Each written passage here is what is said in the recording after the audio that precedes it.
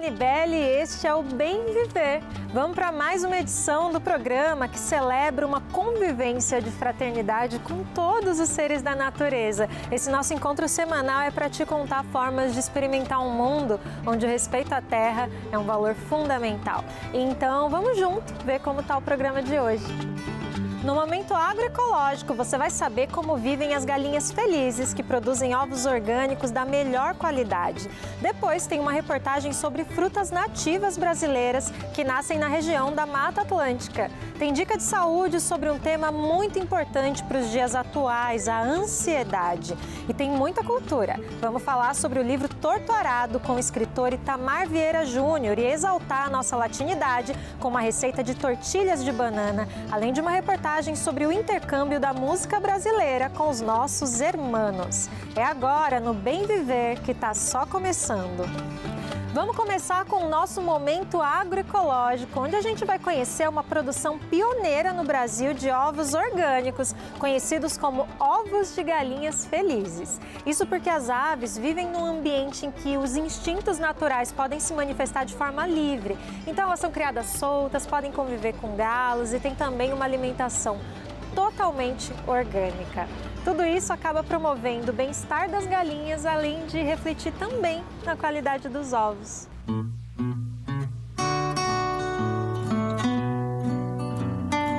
Ovos da Felicidade. Assim é conhecida a produção de ovos orgânicos da Vila Yamagishi, em Jaguariúna, interior de São Paulo. Para ter o selo de produto orgânico do Ministério da Agricultura, a produção de ovos deve seguir 2 critérios principais. Primeiro, na alimentação das aves, que precisa ser totalmente orgânica. Depois, vem o bem-estar das galinhas. Elas não podem ser presas em gaiolas e devem ter espaço suficiente para exercer comportamentos naturais, como ciscar, dormir no puleiro, botar no ninho e socializar.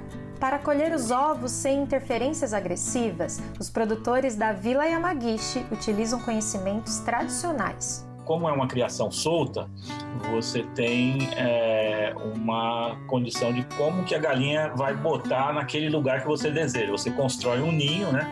Mas a galinha, ela não, nem sempre ela aceita o ninho que você construiu para ela e vai botar embaixo das árvores. Então existem conhecimentos antigos, como você deixar um ovo lá naquele local para a galinha ver que ali já tem ovo, então ela também vai botar lá, né? Quando a galinha entra naquele período de choca, né? Como é que a gente se faz para que a galinha volte a botar os ovos. Então são vários conhecimentos assim que são respeitados dentro da agricultura orgânica, né? E na criação de animais isso é muito importante. O bem-estar animal não é realidade nas granjas convencionais. O confinamento em gaiolas causa grande estresse nas galinhas, gerando uma série de impactos negativos. As galinhas ficam estressadas, elas se devoram umas às outras. Para não devorar umas às outras, eles cortam o bico. Cortando o bico também, a galinha ela não consegue comer alimentos mais grosseiros, como capim, verdura, nada disso, né?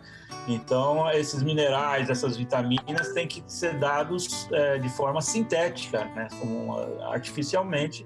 E isso também ajuda a diminuir a resistência do organismo. Dá antibiótico para não pegar a doença, o resíduo desse antibiótico cria superbactérias que fica difícil de combater com antibiótico. Então, é um ciclo vicioso que trata a galinha como uma máquina, não como um ser vivo. Além de justa, a produção orgânica faz ovos mais saborosos, com cheiro suave. A gema é firme, de cor laranja intensa, pela maior concentração de carotenoides, substâncias contidas nos vegetais consumidos pelas galinhas soltas e que têm ação antioxidante e fortalecedora do sistema imunológico humano. É lógico que fica mais caro, você tem um espaço maior para criar as galinhas e tudo mais. Mas, em compensação, se você for ver, né, o que isso economiza em termos de gastos com saúde pública, né, porque tá bom que você chega lá, o ovo tá barato no supermercado, só que aquele resíduo de antibiótico que tem no ovo vai te criar bactérias resistentes e, no fim das contas, se você for ver a conta da farmácia, né, acaba ficando mais caro, inclusive. é bom se atentar à diferença dos ovos, né? Quando a gente vai no mercado, tem várias opções, como ovos de galinha soltas, ovos caipira, e eles acabam sendo confundidos com ovos orgânicos, né? Mas como a gente viu, tem até um selo que garante que vários parâmetros estão sendo seguidos, como bem-estar das galinhas, alimentação totalmente orgânica e, claro, preservação do meio ambiente também.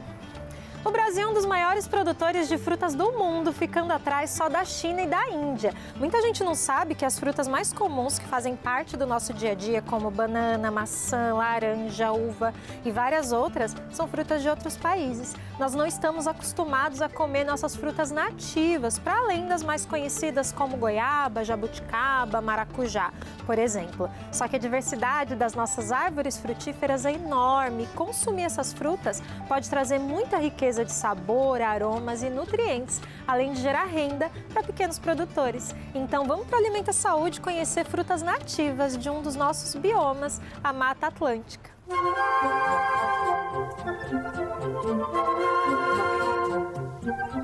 A grumichama é da família da jabuticaba. Cambuci tem sabor levemente azedo. A cabeludinha ganha esse nome por causa da textura da casca. Essas são algumas frutas presentes na Mata Atlântica, mas nós estamos mostrando somente fotos, porque a temporada delas ainda não chegou. Na época mais fria do ano, quem domina a Mata Atlântica é a juçara, uma palmeira que dá frutos pequenininhos e saborosos, parecidos com o açaí. Então esses são os frutos maduros, tá?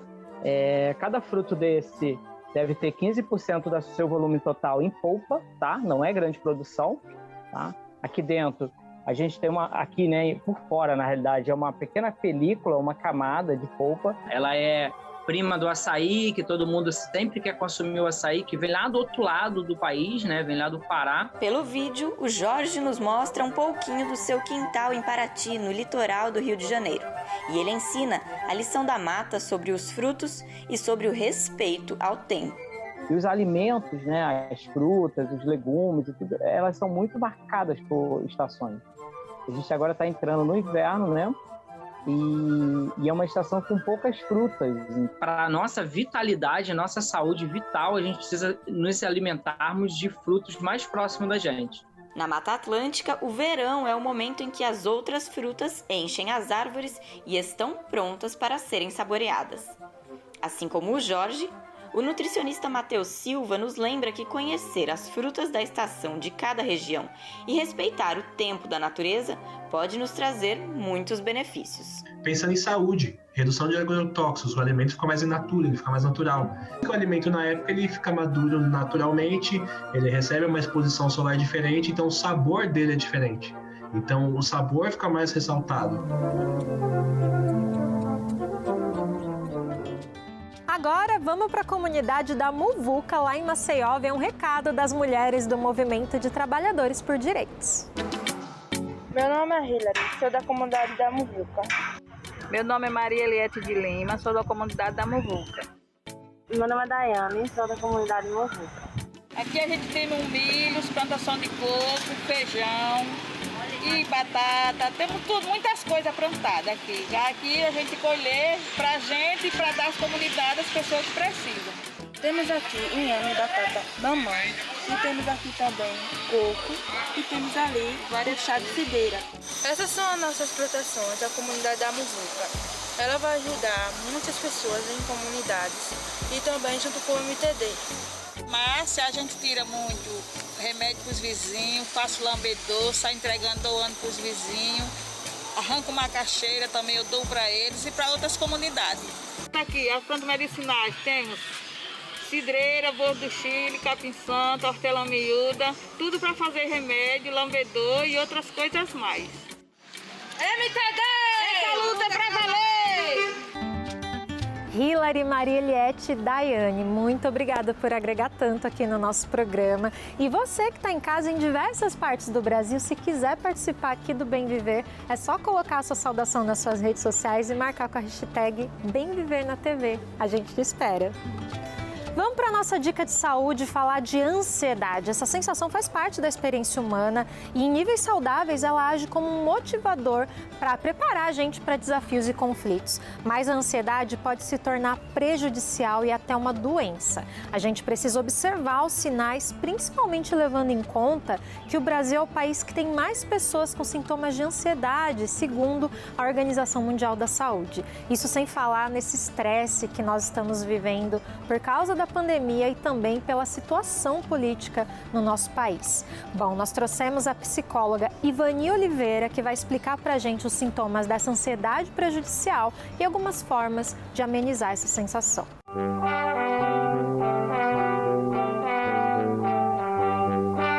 Nós podemos dizer que estamos vivendo, com a pandemia no Brasil, tempos de ansiedade, devido a um estresse contínuo e intenso na vida das pessoas, que estão tanto com medo de não sobreviverem, como com medo de não conseguir manter as suas famílias. Tudo isso favorece o surgimento de condições que deixam as pessoas suscetíveis a transtornos de ansiedade, que provocam sintomas físicos, principalmente uma sensação de que tem algo errado com seu coração ou com a sua respiração. Dores na barriga, náusea, sensação de formigamento, dor física, taquicardia, dificuldade para respirar são alguns sintomas comuns que levam as pessoas a buscarem atendimento. Mas existem sintomas que são psicológicos, como uma tensão, o nervosismo, uma sensação de que algo ruim vai acontecer, problemas de concentração, preocupação exagerada e problemas para dormir. O que nós podemos fazer durante uma crise de ansiedade? É importante não lutar contra o medo, pois isso pode piorar. Então nós podemos usar técnicas de controle da respiração. Porque quando estamos bravos, estressados, respiramos rapidamente e muito forte. Quando estamos tranquilas, respiramos de uma forma mais tranquila e demorada. Portanto, respirar dessa forma ajuda o corpo a acalmar. É importante prestar atenção nos pensamentos durante a crise, porque nós precisamos manter a certeza e a lógica de que nada vai acontecer. Naquele momento, não estamos no controle, mas vai passar. E aí podemos nos lembrar de coisas que já nos aconteceram e nós superamos. Isso são dicas para um momento de emergência, mas não resolve o problema da ansiedade.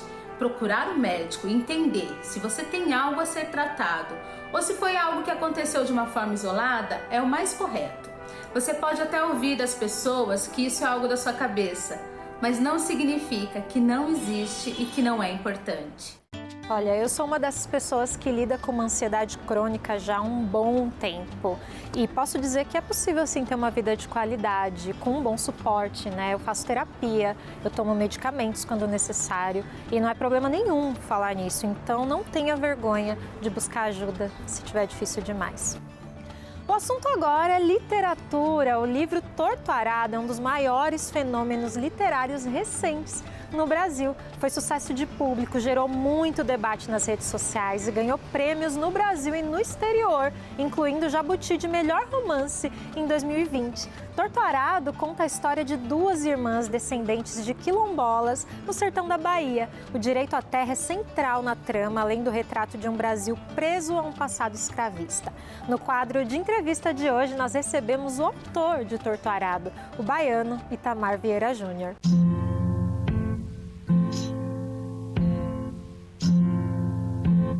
Eu sei que a literatura ela tem esse poder de nos transferir para o lugar do outro, de nos colocar no lugar do outro.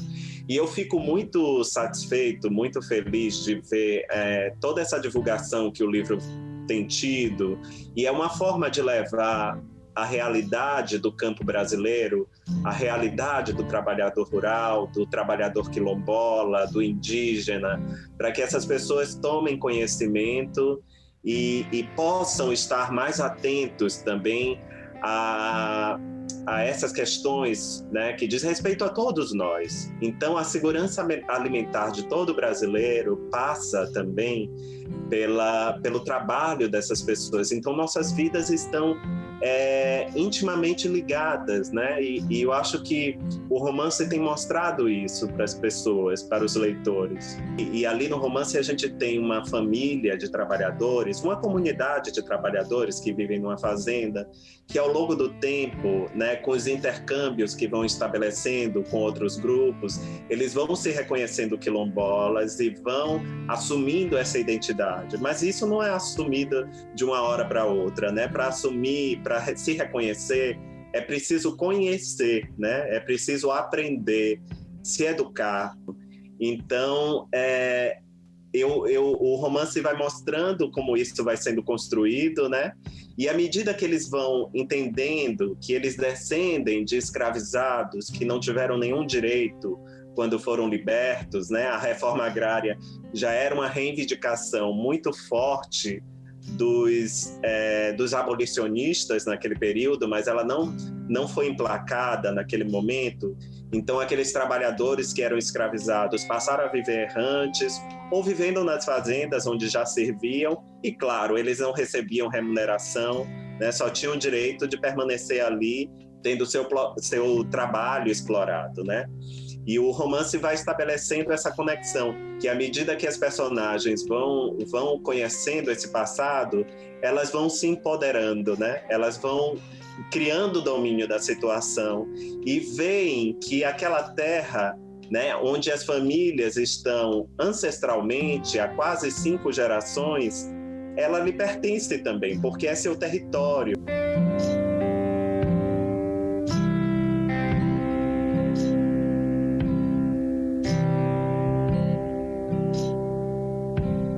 Terra tem, e é muita, né?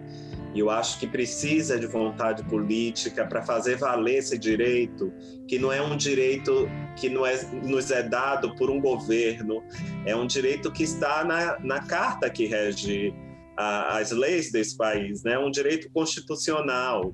Então, conhecer a nossa história, assim como as personagens de origem humilde, né? Elas vão construindo esse conhecimento sobre sua própria história. Isso nos mostra como a educação, né, como o conhecimento pode nos empoderar e pode ser o começo de ruptura com esse ciclo de exploração ancestral que esse país vive, né? Então, ali está uma pequena amostra. O romance é algo muito pequeno perto da realidade, mas isso serve de exemplo para a gente saber, né, qual o papel da educação, qual o papel de se conhecer a própria história, né, de resgatar a ancestralidade. A gente vai encontrando o nosso lugar no mundo, e encontrar o nosso lugar no mundo é nos reconhecer como cidadãos plenos de direitos, né? Eu acho que passa por isso.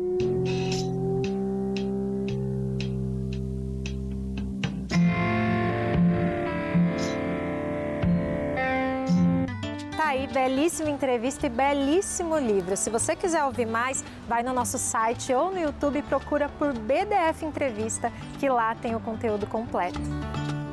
Vamos agora para os minutos mais saborosos aqui do programa. É hora da Letícia Massuli ensinar mais uma receita no quadro Comida de Verdade. O prato de hoje exalta o nosso sangue latino. É uma tortilha de banana com salsa. Não é a música, mas tem bastante a ver com isso. Olha só.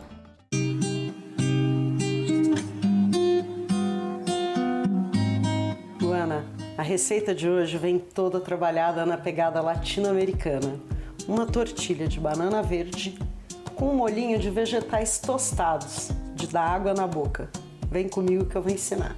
Para a receita de hoje, você vai precisar, para a tortilha, de banana verde e sal. Para a salsa latina, pimentão, tomate, cebola roxa, alho, várias pimentas, azeite, limão, coentro e, para finalizar, abacate. Para fazer a tortilha, a gente vai usar banana verde. Que banana? Qualquer banana verde. Quando tá verde, a banana tem um gostinho neutro, que vai remeter à batata ou à mandioca. Quando ela tá um pouquinho de vez, como o caso da banana da terra, ela vai apresentar uma leve doçura. Faz assim, ó. tortilha, você começa cozinhando as bananas com casca na panela de pressão por mais ou menos 10 minutos, até a casca rachar. E vou amassar. Amassei com garfo, agora eu vou colocar sal e vou dar uma sovada até ficar uma massa lisa. Não tem como, tem que colocar a mão mesmo.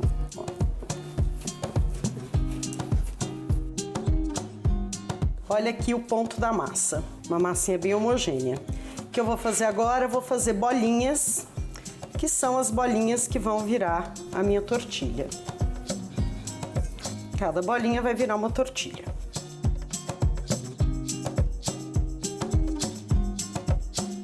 Sete bolinhas, 7 tortilhas. Agora vamos partir para a tortilha mesmo. O segredo para garantir que a sua tortilha vai ficar bem fininha e não vai grudar na tábua é usar um saquinho.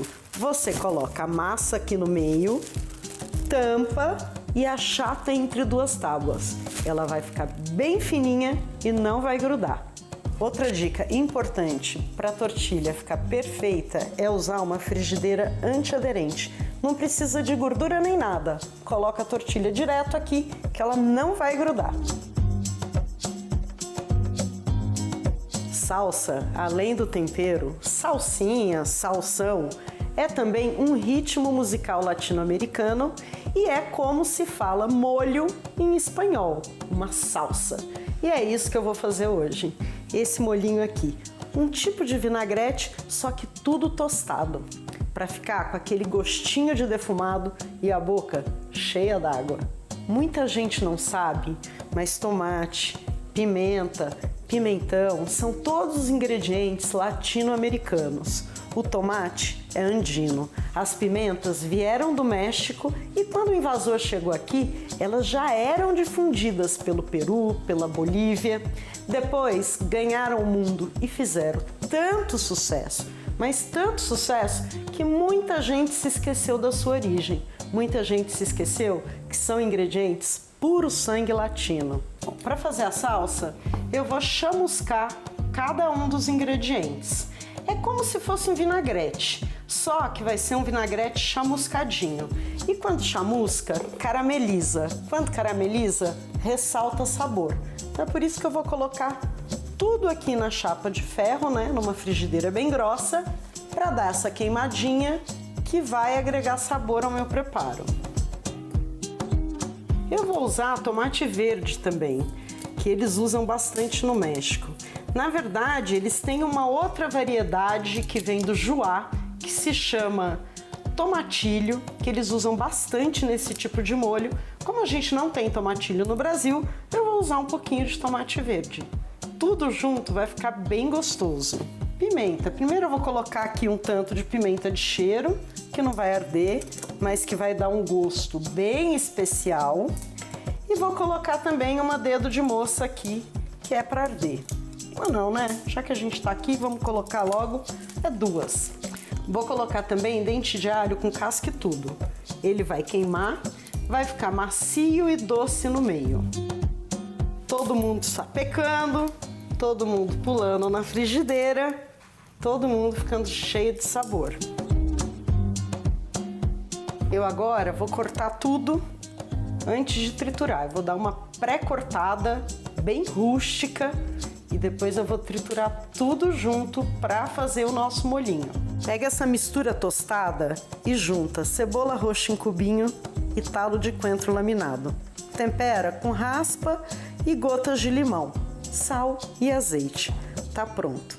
Aí é só servir a tortilha com um pedacinho de abacate, a salsa e uma folhinha de coentro.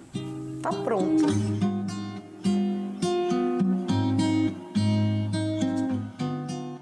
Muito legal esse intercâmbio, né? Essa mistura de latinidades que às vezes é esquecida. Nós brasileiros ficamos à parte muitas vezes dos nossos vizinhos hispano-americanos, mas a gente tem tanto em comum, né? E tanto para trocar. Não só na culinária, como a gente viu, mas na cultura também. Os nossos ritmos combinam, a nossa vontade de dançar é a mesma. Nós também compartilhamos angústias e vontade de melhorar uma realidade muito próxima, ainda repleta de injustiças. O Mosaico Cultural de hoje é um abraço a essa identidade latina muitas vezes esquecida, mas presente.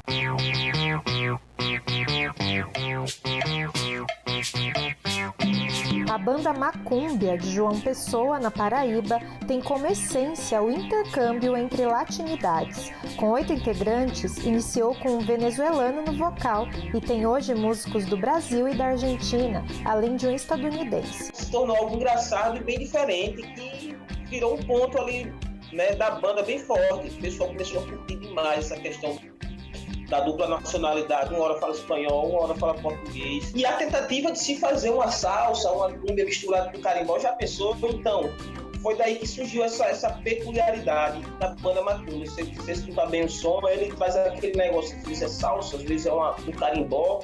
E quando a gente junta, dá aquela coisa dançante, né, que a gente pode chamar de música latina. A integração latina na banda Macúmbia vai na contramão do isolamento cultural brasileiro em relação aos vizinhos hispano-americanos. A diferença de idioma tem papel fundamental, mas a explicação para o muro simbólico vai além disso. O Eduardo Lourenço, filósofo português, fala de uma soberba brasileira, né? É meio antipático um português dizer isso, mas a gente falando aqui fica mais aceitável, né? Que seria essa visão autocentrada do Brasil, né? O Brasil se pensa como um país continental, como um país do futuro, enfim. Então, toda essa mitologia em torno da nacionalidade, ela bloqueia, né? Esses contatos que são tão importantes, tão ricos.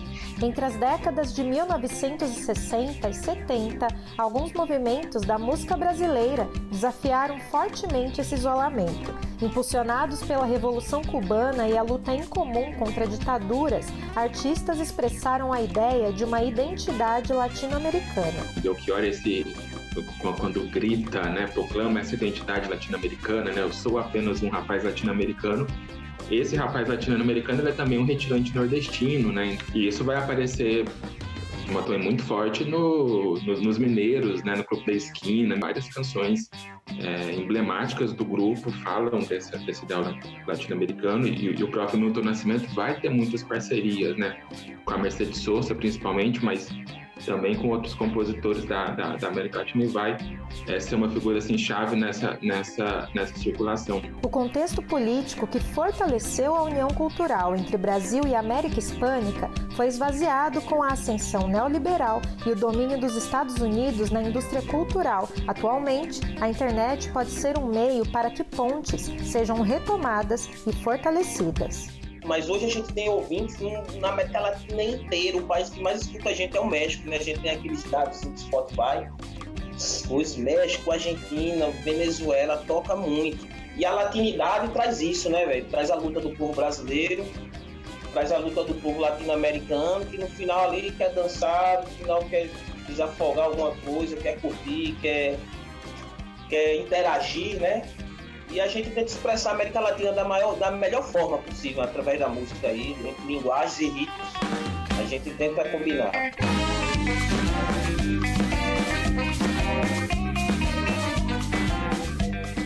Chegamos ao fim de mais um programa. Gratidão a você que nos acompanhou até aqui. Sempre um prazer compartilhar esses sonhos de viver melhor. Sempre lembrando que além do Bem Viver na TV, a gente tem uma versão no rádio de segunda a sexta às 11 da manhã. Acesse o nosso site para saber como sintonizar. É radio.brasildefato.com.br ou ouça por podcast nas principais plataformas de áudio. É só procurar por programa Bem Viver. Eu fico por aqui. Até logo. Tchau.